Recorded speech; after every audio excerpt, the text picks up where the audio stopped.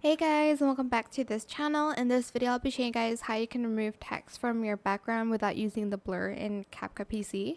So copy and paste your video, and we're going to select the video section, go to mask, and we're going to add mask here. Oh, there's actually these new ones, which is pretty cool.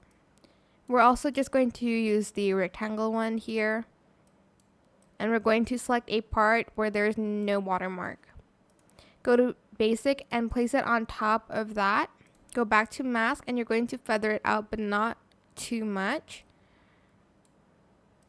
Just enough to kind of blend it out. And as you can see, the watermark is out. And that is pretty much it. Super simple. I hope this tutorial was helpful for you guys. Don't forget to like, comment, share, and also subscribe to this channel if you haven't done that already. If you have any more questions about this video, just leave it in the comment section down below. I will try my best to answer them all for you guys. And if you found this video helpful, please click the thanks button as well. That is it for this video. Thank you so much for watching. Bye.